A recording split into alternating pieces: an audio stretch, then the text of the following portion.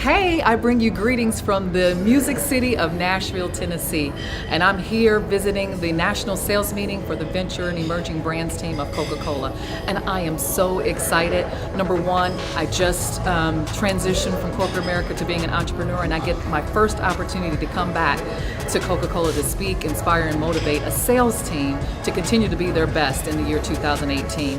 They've asked me to talk about 5 C's: culture, capability, connection, community, and curiosity, and this is in the sweet spot of what I love to talk about. So I look forward to spending the time with the team today, and I look forward to inspiring them to be their very best as they continue their year in 2018. The first one is the highest form of leadership is self-leadership. So it doesn't matter if you're sitting here today and you have a large team that you run, or you're an individual contributor. Every single person in the room is a leader, and the first person you need to learn to lead well is who? Yourself. The second thing is, no matter what you're doing or what you're trying to accomplish, everything rises and falls on leadership. Do you guys believe that? No matter what you're challenged with, probably underneath it all, when you peel back the onion, there's probably a leadership issue. Leadership is influence, nothing more, nothing less. So notice I didn't say that leadership was your position or your title. It's about expanding your influence.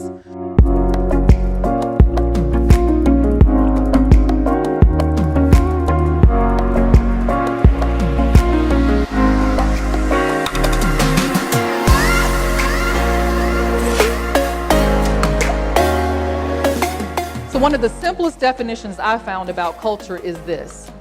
It's the personality of the organization from an employee's perspective. And then when you think about corporate culture, it's the intersection of your personal beliefs and values and corporate beliefs and values. And there was some research that says there is a direct correlation between the results that you get and the type of culture that you have. 64% of employees don't feel they have a strong corporate culture. That's pretty high. The second one said that turnover at companies with poor culture is 48%, compared to companies with good culture, only 14%. Now here's the good news. If you have great cultures, experience 2.5 times more revenue. Could you guys get excited about 2.5 times more revenue? A 19% increase in operating income and 28% increase in earnings from culture. It didn't say more strategy. It didn't say bigger brand plans. It didn't say more productivity, it said culture.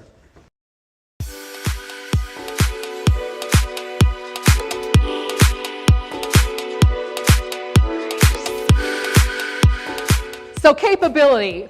Capability is critical to keep pace with change. And when Scott talked earlier this morning, he talked about the challenges of not knowing what the consumer wants, and their preferences are constantly changing. So if you're not growing, guess what's happening? You're being left behind, because the world is changing at such a tremendous pace that if you're staying still even, you're going to be behind. So you have to be intentional about having a learning mindset. How many of you right now can say you have a personal learning plan written out that you revisit frequently? I have a few hands. Congratulations. So if you don't, I really encourage you to do that, because the only way to grow as a leader and to have bigger impact and bigger influence is if you increase your knowledge, right? Increase your learning.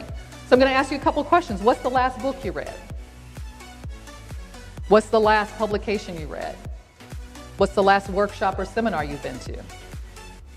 And if you can't think of when the last time that was, then it's time to sit down and think about what is going to be my intentional learning plan.